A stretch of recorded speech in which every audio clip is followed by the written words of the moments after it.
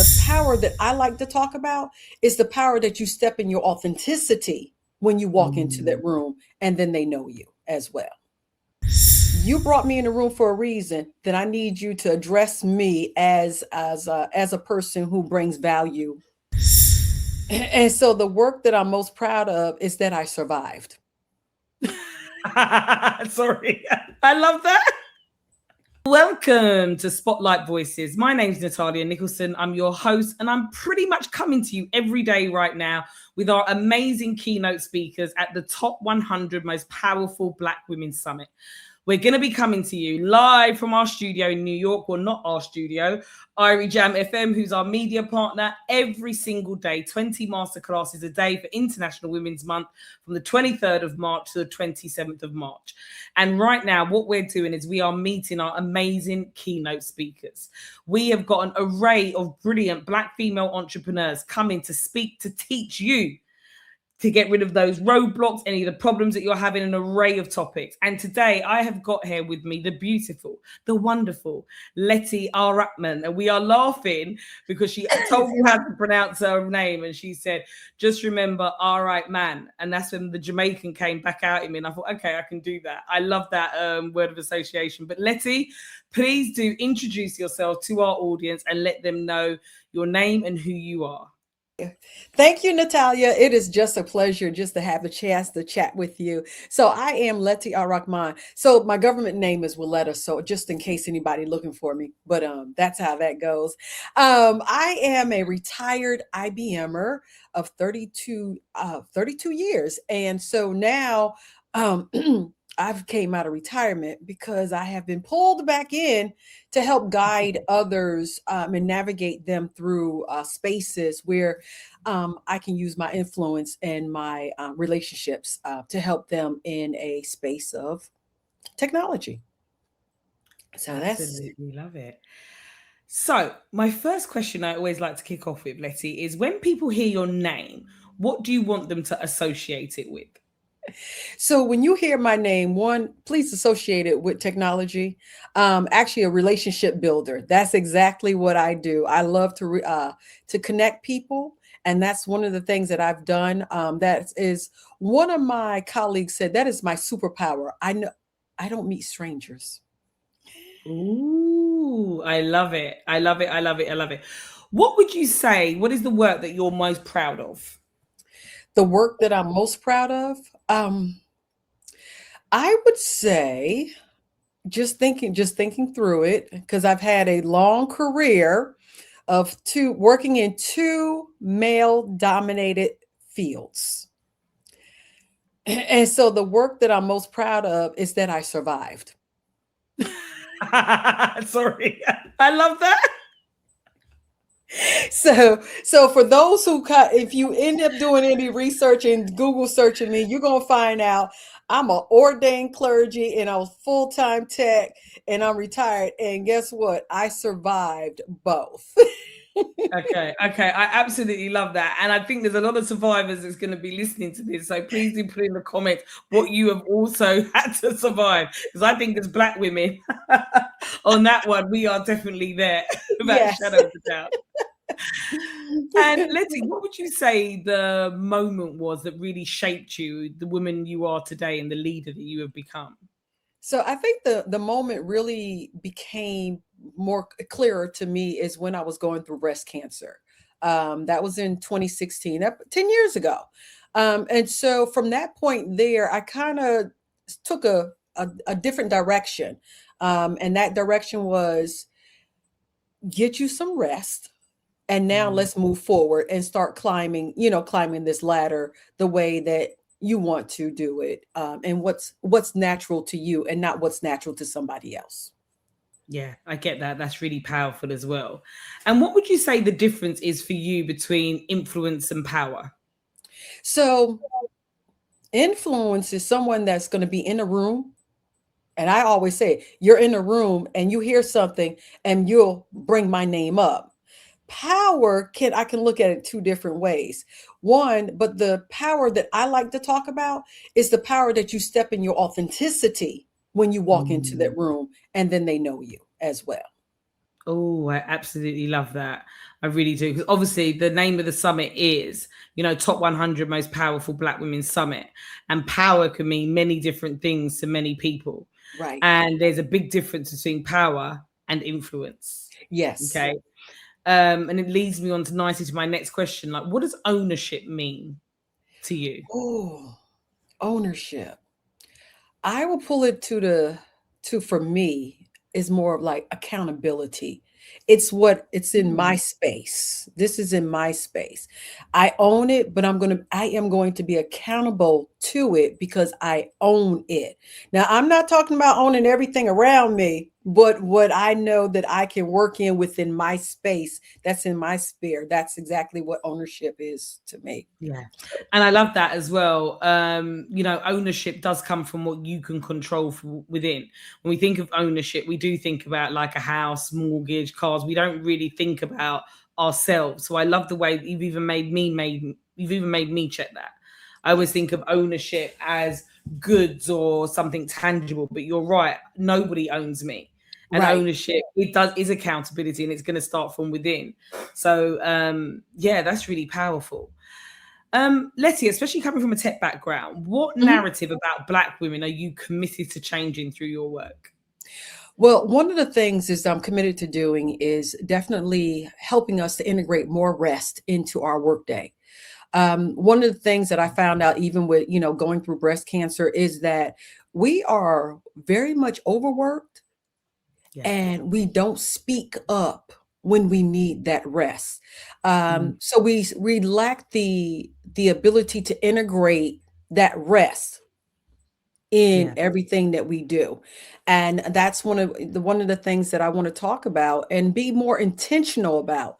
It's not just like we're going to book in, because everybody, I'm gonna book in my day, put rest at here and rest over here, a little bit over here. No, I need you to be a little more intentional about this. This is building it in, and it's second nature to you. That's what I want us as Black women to do a lot more of. Do you want to know something really strange, Lettie? Every guest I've had has actually said the same thing. in a different way, but ultimately the same point about rest. And I think I'm going to have to do a reel and piece it all together, because that says a lot about us. And every time I hear it, I resonate it. Yes. Definitely overwork. Definitely don't speak up. To the point that I think others think that we're so great, they can easily just keep and that's, but then we're not saying nothing at the same time either. Right, because we're afraid to say something because something else may happen, or as we will always say in the community, the other shoe is about to drop. So you kind of like, I'm not going to rock the boat. I'm just going to keep going the way it is.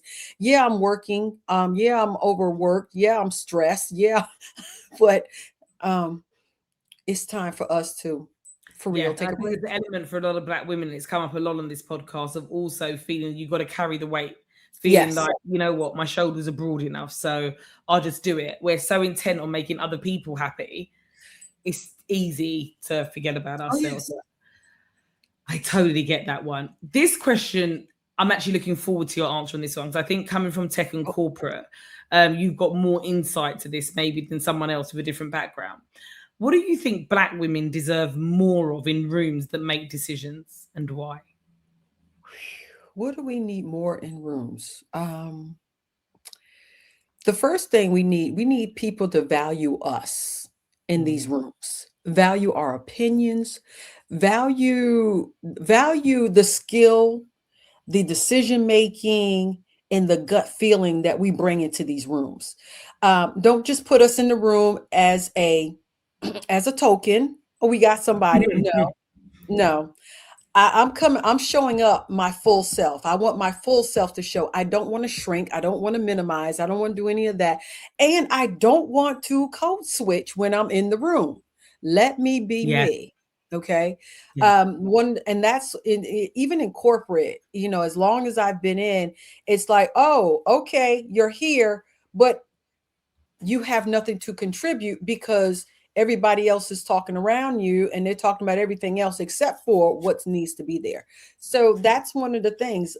Make sure that if I'm in the room, you brought me in the room for a reason, then I need you to address me as a person who brings value into the room, rather than just saying you brought me in there because I'm black, and then you don't actually value my opinion. Right. Just don't bring me in. Right. So just don't bring me in, but make sure you ask me, because you know that if we've been talking about a problem or a project or something that's going on, then as you're bringing me in this room, allow what I have vision, my intuition to come out, but don't stifle it at the same time. And then, of course, in the other side of it is, when I do bring it up, don't say, no, that's not good. And then 5 minutes later, you have reworked it and then brought my whole idea back. Let's not do that. We're not doing that. Yeah. I couldn't agree with you more. This next one, what would you say your biggest challenge that you faced is that people wouldn't know about? Like, what's the biggest thing that you would say you faced and most people wouldn't be able to guess? I'm an introvert. I find that hard to believe.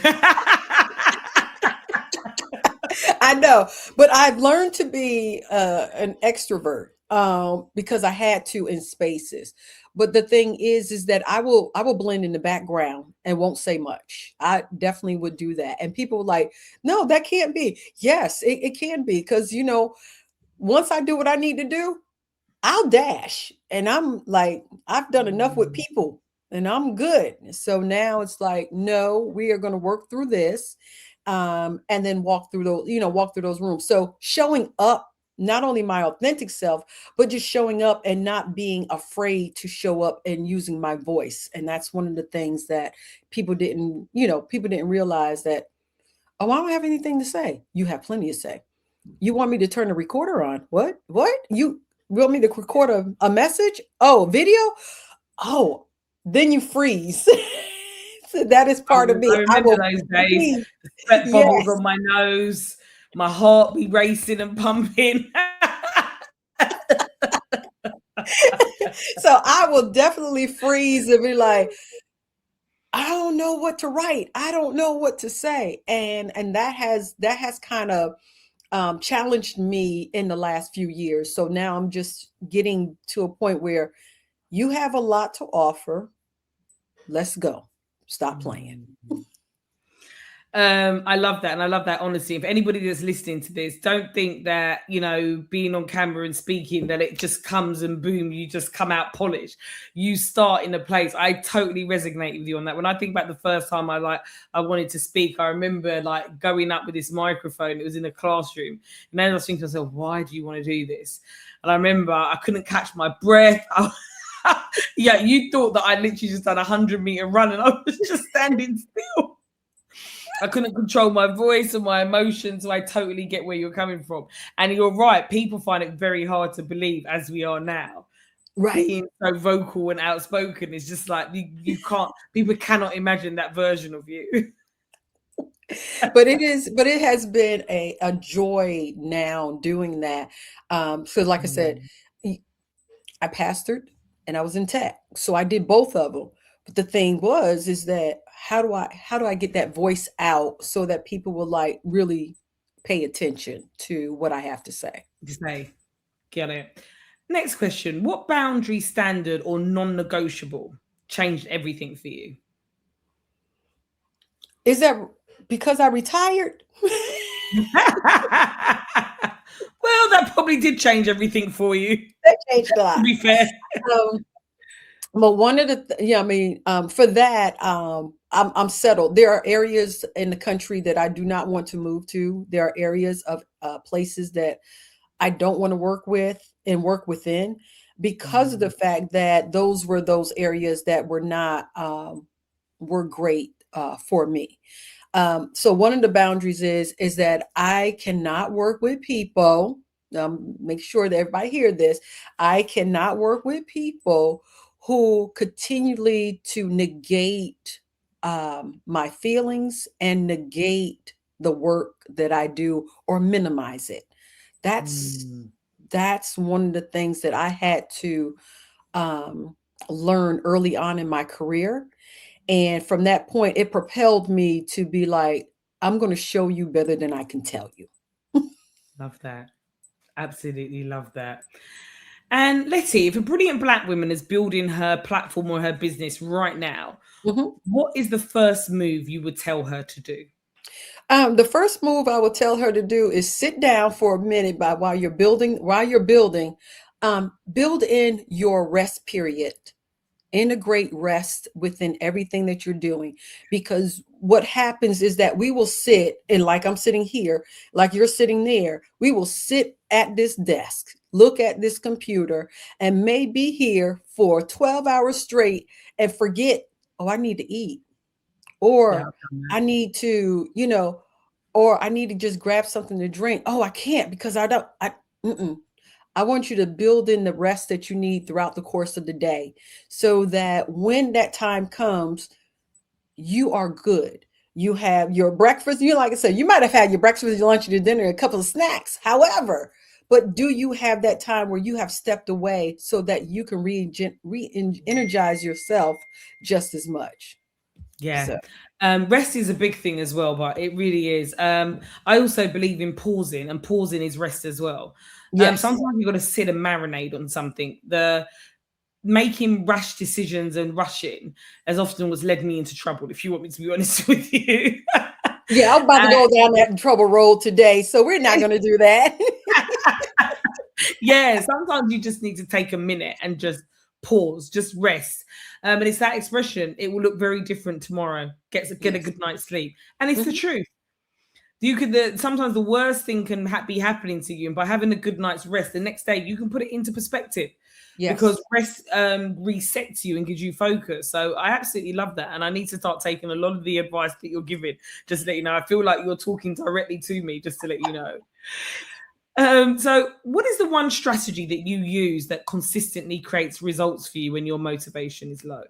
So my consistent strategy is my morning. I call it my morning ritual. Everyone will have their morning habit. I call it a ritual, and that ritual is to get up.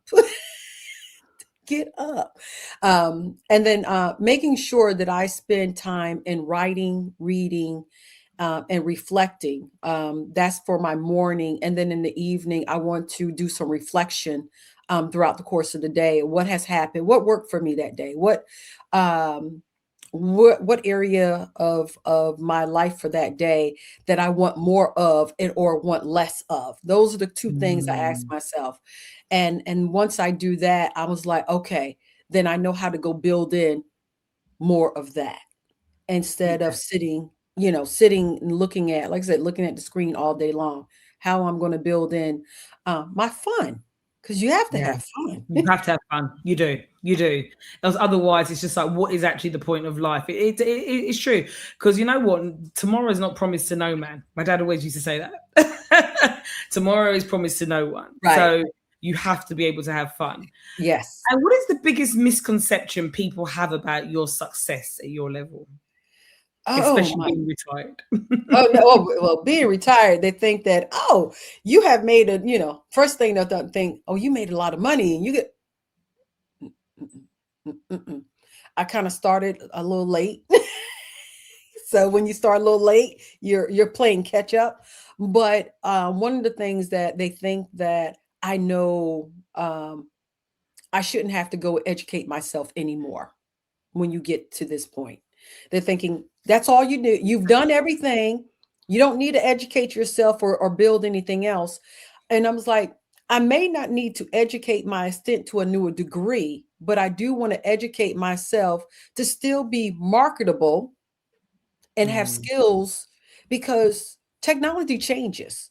yeah. And just as quick as I retired almost 2 years ago, AI has taken a leap and a bound. And I was like, whoa, okay, let me go back and start reading up on what's going on and make sure I'm in this space, because my imagination is just as wide as it was then than it is now. So I want If to not see even more. more so.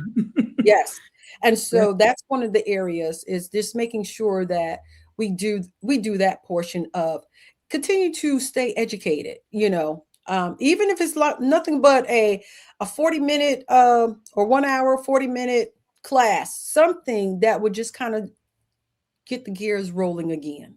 Rolling again. Love it. Your keynote as a part of the top 100 most powerful Black women summit. What are our listeners going to walk away with for those that attend?